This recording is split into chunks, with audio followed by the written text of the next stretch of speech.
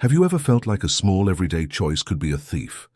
Not a thief that breaks down your door, but a silent one that slips in unnoticed and, over the years, quietly steals the most precious parts of your life. It doesn't take your television or your wallet. It takes your energy, it takes your freedom. And it often starts in a place we rarely think about, until it's almost too late. Today we're not just talking about health tips. We're going to begin with a story about a woman who faced this silent thief head-on. A story about reclaiming the little moments that make a life whole. Her name is Agnes, and for 72 years, this was her sanctuary. The garden wasn't just a patch of land behind her house. It was a living testament to her patience, her care, her belief that beautiful things take time to grow. It was where she felt the steady rhythm of the seasons and the sturdy presence of the earth beneath her feet. But one Tuesday afternoon in late May, the rhythm broke. It began as a quiet intrusion, a weariness that clung to her bones, a fatigue so profound it felt less like being tired and more like being unplugged. Her ankles, once slender, began to puff up by the end of the day, feeling tight and foreign. She started blaming it on age, on the humidity, on not sleeping well. But this was different. This was a thief of identity. The primary health struggle wasn't a diagnosis she could easily name at first. It was an emotional fog, a sense of her own body betraying the vitality she had always taken for granted. It was the creeping dread of chronic kidney disease, slowly and silently asserting its control. Agnes had always defined herself by her energy. She was the one who could spend 6 hours baking her legendary apple pies for the church bake sale.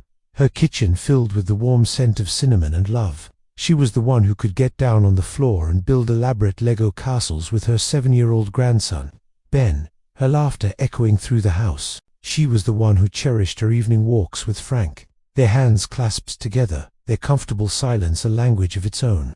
Now, that identity was being dismantled, piece by agonizing piece. The swelling in her legs made kneeling in her beloved garden an ordeal. The bone-deep fatigue meant that by the time Ben came over, she often had to watch from the armchair, a spectator in her own life. The Lego bricks feeling as heavy as boulders. The thought of a long walk with Frank was replaced by the calculation of how far she could go before needing to rest. The joy of these core activities was being stolen, replaced by a constant, draining negotiation with her body's new, cruel limits. The low point came on a perfectly ordinary Wednesday.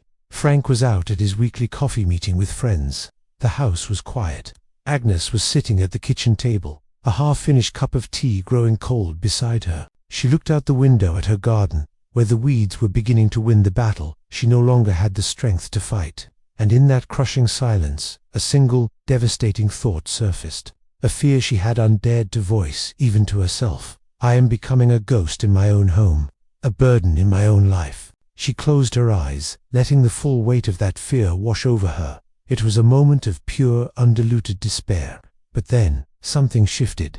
Her gaze drifted from the weeds in her garden to a single, stubborn rosebush she had planted with her mother 50 years ago. It was gnarled and old, but there, at the very tip of a branch, was a single, defiant red bud, preparing to bloom against all odds. It was a small thing, that rosebud, but it was enough. It was a symbol of resilience. It was a memory of defiance. And in that moment, a new thought took root in her mind, a transitional phrase that would change everything. The weeds may be winning now, she thought, but they haven't won yet. It was the beginning of her journey back, not to the person she used to be, but to the person she was determined to become again. Her journey wasn't about a miracle cure. It was about knowledge. It was about understanding that silent thief and learning, step by step, how to lock the door. It was about discovering that many of the small daily habits she'd never thought twice about were the very things giving the thief the key. She learned to reclaim her energy, her joy, and her life, not by fighting a war, but by changing the landscape. Agnes's story is deeply personal, but its echoes are universal. Many of us, as we get older, feel that slow drain of vitality and simply accept it as a non-negotiable part of aging. We're told to eat better or get more exercise, but what if the real culprits are hiding in plain sight? What if some of the most common, seemingly harmless daily habits are the very things silently damaging our kidneys, the master filters of our entire body? In this video, we're going to pull back the curtain on these hidden dangers. We're going to explore 11 of them, in fact, But we're not going to list them in the way you might expect. We're going to build a foundation, starting with habits you might already know about, but we'll explore why they matter in a new way. And as we go, each piece of advice will become more crucial, more surprising. Therefore, you absolutely must stay with me until the end. The final habit we will discuss, our game-changing revelation, is one that directly impacts millions of seniors who believe they are doing something perfectly safe and normal for their health every single day. It's information that could be genuinely life-altering. If you're ready to embark on this journey of discovery and empowerment, please take a moment to subscribe to our channel and join our community dedicated to thriving in our best years. And just a quick important reminder, all the information shared today is for educational purposes. Everyone's health situation is unique, so please consult your doctor or healthcare provider before making any significant changes to your health regimen, especially if you have pre-existing conditions or are on medication. Our goal is to empower you to have informed discussions with them. All right, let's begin. Foundational habit to address: smoking. Let's start with one that won't come as a surprise to most, but its profound impact on the kidneys is often understated. We all know smoking is bad for the lungs and heart, but have you ever considered what it's doing to your body's sophisticated filtration system? The problem is that smoking is a vascular disease accelerator. It damages blood vessels throughout your entire body, and the kidneys are nothing more than a dense 1 million filter network of tiny blood vessels called nephrons. When you smoke, it's like sending a wrecking ball into that delicate network. It causes your blood pressure and heart rate to spike, putting immediate unnecessary strain on the kidneys. But the damage goes deeper. Over time, smoking can narrow and harden the arteries that supply blood to the kidneys, a condition known as renal artery stenosis. To understand this, let's use an analogy. Imagine your kidneys are a pair of high-tech living water purifiers for a large city. These purifiers rely on a main water pipe to bring them the water they need to clean. Smoking is like systematically pouring corrosive sludge and grit into that main pipe. At first, the flow is just a little slower, but over years, the pipe becomes narrower, clogged, and damaged. The purifiers receive less and less water to work with. They get starved of the very thing they need to function, and eventually they begin to break down. That's precisely what smoking does. It constricts and damages the blood flow, effectively starving your kidneys. Therefore, quitting smoking isn't just a lung health issue, it's a critical kidney preservation strategy. The good news is that the body has a remarkable ability to heal. Studies from the American Journal of Kidney Diseases have shown that kidney function can improve, and the rate of decline can slow significantly after quitting, even later in life. It's never too late to turn off that corrosive tap. Crucial dietary insight: excessive meat intake. Next, let's talk about what's on our plate. Protein is essential, especially for maintaining muscle mass as we age, but the source and quantity of that protein matter immensely, particularly when it comes to red meat. The core issue here is something called dietary acid load. When our body digests animal protein, especially red meat, it produces a significant amount of acid that must be neutralized and filtered out by the kidneys. Consuming large quantities of red meat day after day puts a constant, heavy acid load on your kidneys. Think of your kidneys like the disposal system for a busy kitchen. If you occasionally throw away normal food scraps, the system handles it just fine. But if you start pouring large amounts of acidic, corrosive cleaning chemicals down the drain every single day, the pipes will eventually start to corrode and fail. Eating excessive red meat is like asking your kidneys to process a highly acidic substance over and over again. It forces them to work in overdrive, and this chronic stress can lead to a gradual decline in their function. This is a crucial insight, especially for seniors who grew up with a meat and potatoes diet as the standard. Health experts now highlight that shifting some of that protein intake from red meat to other sources can make a world of difference. Plant-based proteins from beans and lentils, or proteins from fish and eggs, produce a much lower acid load. Consequently, making these simple swaps a few times a week can significantly lighten the burden on your kidneys, giving them a much-needed break and preserving their function for the long haul. The hidden danger: drinking sodas. Here's a habit that many people see as a simple treat, but it's a double-barreled threat to your kidneys. We're talking about sugary sodas and colas. The danger comes from two main ingredients: the massive amount of sugar, usually in the form of high fructose corn syrup, and phosphoric acid. The sugar overload contributes directly to weight gain and increases the risk of developing type 2 diabetes, which is, as we'll discuss soon, a primary driver of kidney failure. But the immediate effect is also damaging. When your blood sugar spikes dramatically, it's the kidney's job to filter out that excess sugar. Doing this repeatedly is incredibly stressful for the nephrons. The second culprit, phosphoric acid, is used to give dark colas their tangy flavor. Research published in the journal Epidemiology has linked the consumption of 2 or more colas per day, both regular and diet, to a significantly increased risk of developing chronic kidney disease. This acid can alter the urinary environment, promoting the formation of painful kidney stones. Let's use an analogy here. Imagine your kidneys are like a meticulous team of jewelers, sorting precious gems, nutrients, from common stones, waste.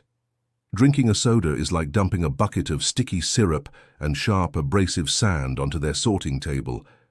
They now have to work frantically to clean up the sticky mess, the sugar, while also dealing with the abrasive sand that can scratch and damage their delicate tools, the phosphoric acid. As a result of this constant assault, their efficiency drops and permanent damage can occur. Giving up this one hidden danger can be one of the kindest things you do for your body's hardest working filters. An urgent warning sign: ignoring urinary tract infections. This next one is a crucial piece of advice, especially for mature women who are more susceptible to them. Ignoring a urinary tract infection, or UTI, is not just about enduring a few days of discomfort. It can have severe, lasting consequences for your kidneys. A UTI begins when bacteria, most often E. coli, enter the urinary tract and begin to multiply in the bladder. This is called cystitis. The initial symptoms are burning during urination and a frequent urge to go. But here's the critical part. If left untreated, that bacterial infection can travel upstream from the bladder through the ureters and set up a much more serious infection in one or both of the kidneys. This is a condition called pyelonephritis. A kidney infection isn't just a bad UTI, it's a serious medical condition that can cause high fever, back pain, and nausea. Let's imagine your home's plumbing system. A standard UTI in the bladder is like having a clog in a single sink. It's localized and annoying, but manageable. However, ignoring that clog and allowing pressure to build could force the contaminated water backward, flooding and contaminating the main water tank for the entire house. That's what an untreated UTI can do. The infection spreads from a manageable local problem to a systemic crisis that can permanently scar and damage the delicate kidney tissue, and in severe cases, lead to a life-threatening blood infection called sepsis. Therefore, at the very first sign of a UTI, that burning sensation or unexplained urgency, it's imperative to see a doctor. Prompt treatment with antibiotics can stop the infection in its tracks, protecting your kidneys from a dangerous and potentially irreversible invasion. It's a warning sign from your body that should never be ignored. The simple act of release, not urinating on time. This might seem like a minor thing, but it's a habit that, over time, can cause significant physical stress on your urinary system. We're talking about the habit of consistently holding your urine for long periods. When your bladder is full, it sends a clear signal to your brain that it's time to empty it. Ignoring this signal and holding it in forces the bladder muscles to stretch beyond their normal capacity. Doing this repeatedly can weaken the bladder muscle over time. But the pressure doesn't just stay in the bladder, it can create a backflow of pressure up the ureters to the kidneys. Think of it like a dam on a river. The bladder is the dam designed to hold a certain amount of water before the floodgates need to be opened. If you consistently refuse to open the gates when the reservoir is full, the pressure builds and builds. This immense pressure not only strains the dam wall itself, the bladder, but also causes water to back up, flooding the delicate ecosystem upstream, the kidneys. This condition, known as hydronephrosis, can cause swelling and damage to kidney tissue.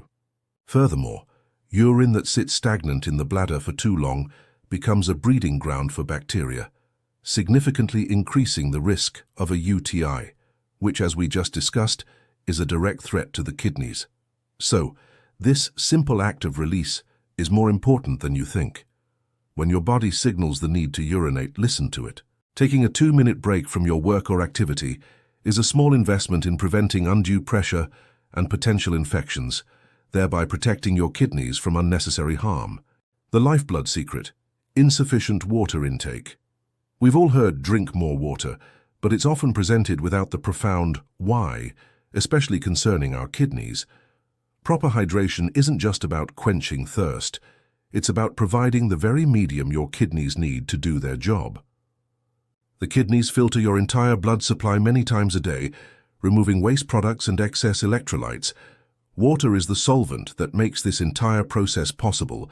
When you don't drink enough, you become dehydrated, and your blood becomes more concentrated.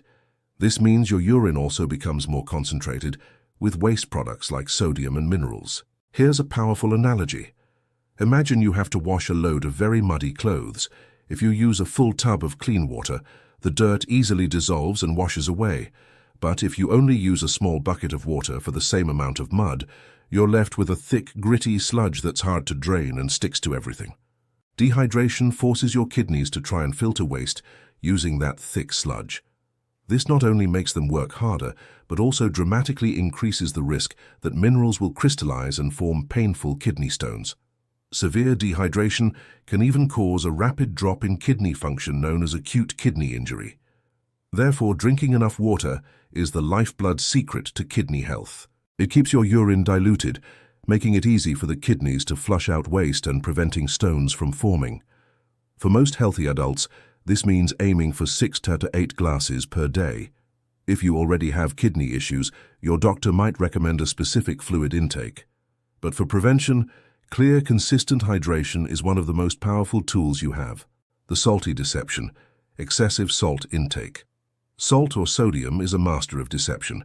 It makes food taste delicious, and it hides in shocking amounts in processed foods, canned soups, and restaurant meals. While our bodies need a small amount of sodium to function, most of us consume far too much. This habit silently destroys kidney function primarily through its effect on blood pressure. High sodium intake makes your body retain water to dilute the salt in your bloodstream. This increases the total volume of blood, which in turn raises your blood pressure. And as we'll see next, high blood pressure is a primary enemy of the kidneys. But it also has a more direct effect. The kidneys have to work overtime to filter out all that excess sodium. To truly grasp this, let's use an analogy. Think of your kidneys as a pair of baristas making the perfect cup of coffee using a delicate paper filter. A normal amount of salt is like the fine coffee grounds. The filter handles them perfectly. But a high-salt diet is like dumping coarse sand and gravel into the filter, along with the coffee. The baristas, your kidneys, have to work incredibly hard to force the liquid through. The filter itself gets clogged and torn under the pressure, and the quality of the coffee, your filtered blood, suffers. This is the constant strain a high-salt diet places on your nephrons. The World Health Organization recommends less than 2,000 milligrams of sodium per day, which is less than a single teaspoon. Yet many people consume double that. Consequently, one of the most impactful changes you can make is to read labels, cook with fresh ingredients, and use herbs and spices for flavor instead of salt. It's about disarming the salty deception and taking a huge burden off your body's filters. The silent squeeze: uncontrolled high blood pressure. If there is a silent killer of kidneys, this is it. High blood pressure, or hypertension, exerts a relentless, destructive force on the delicate blood vessels within the kidneys. The problem is one of pure physics. The nephrons, the tiny filtering units in your kidneys, are made up of clusters of microscopic blood vessels. These vessels are designed to work under a normal, gentle pressure. When you have high blood pressure, it's like turning a fire hose on a delicate flower garden. The constant, forceful pounding of blood against the artery walls causes them to thicken and narrow over time. This has two devastating effects. First, it damages the larger arteries leading to the kidneys, reducing the overall blood flow. Second, it scars and destroys the tiny filtering vessels within the nephrons themselves. As these nephrons are damaged, they can no longer effectively filter waste and remove excess fluid from the blood. A useful metaphor is to think of the pipes in an old house. If the water pressure is normal, the pipes can last for a century. But if you crank the city's water main up to a dangerously high pressure, the old pipes will begin to strain, leak at the joints, and eventually burst. Uncontrolled high blood pressure puts your kidneys plumbing under that exact same relentless, damaging squeeze. Over time, this damage is irreversible and is a leading cause of kidney failure. Therefore, managing your blood pressure through diet, exercise, and medication, if prescribed by your doctor, is not just a heart health strategy. It is arguably one of the most critical things you can do to protect your kidneys from this silent, relentless assault. The master key to kidney health: unmanaged diabetes. We are now getting into the most critical factors, and this one is the single leading cause of kidney failure in the United States. 1 in every 3 adults with diabetes also has kidney disease. The link is direct and powerful.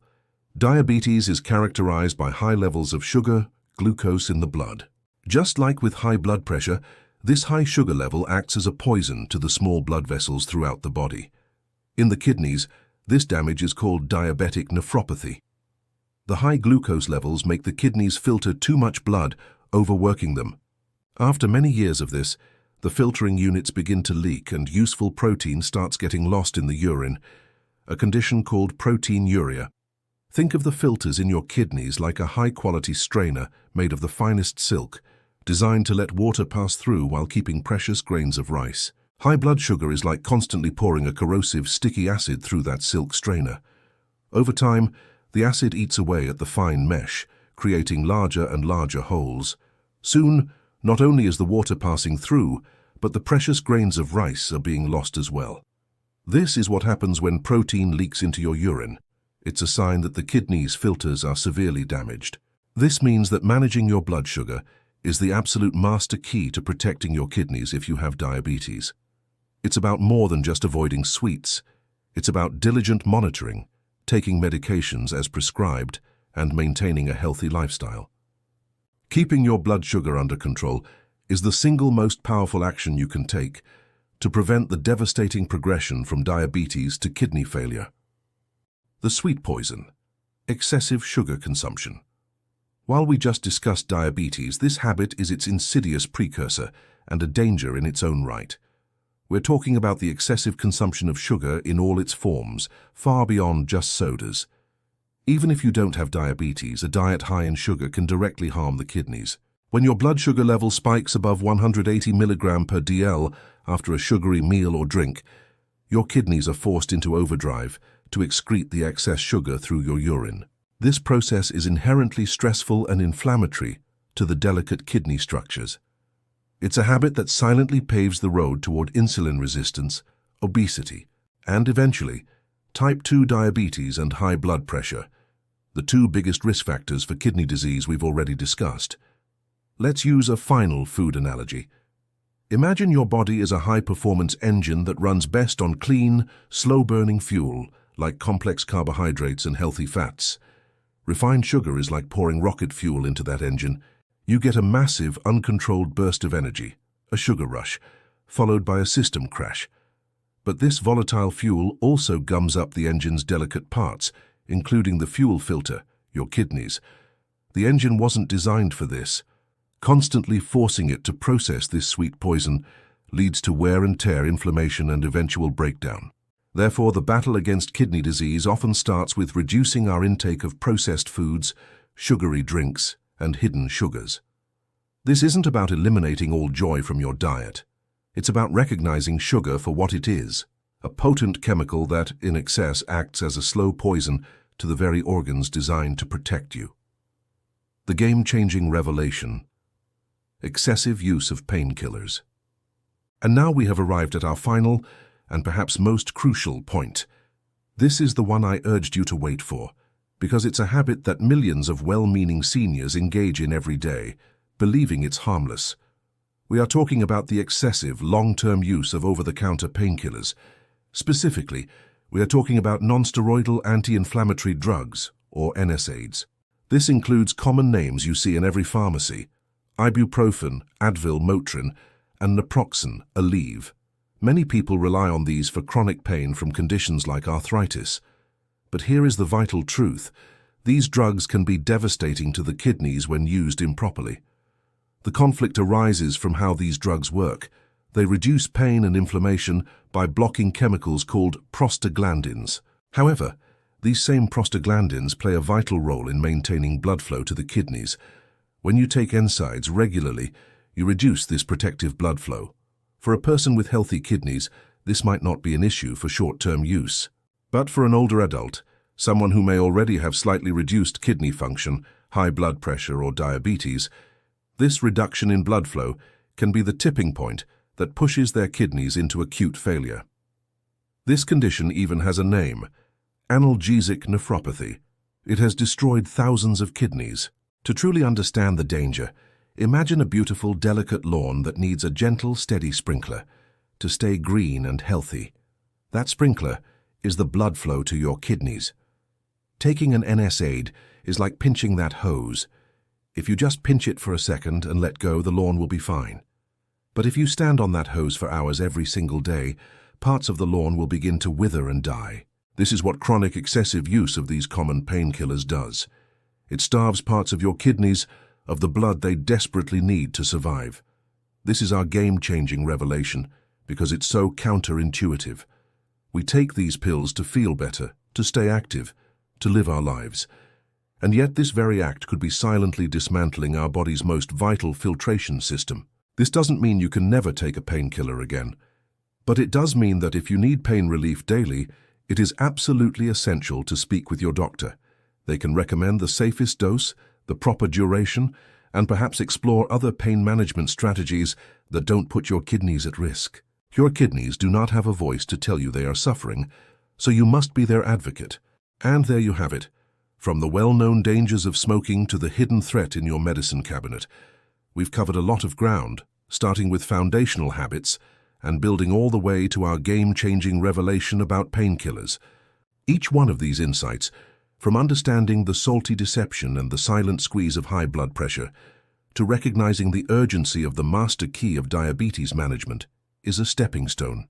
They are puzzle pieces that, when put together, create a powerful picture of kidney health and longevity. The journey to protecting these vital organs isn't about perfection. It's about awareness. It's about trading a few harmful habits for ones that nourish and protect. It's about reclaiming your vitality, just like Agnes reclaimed her garden.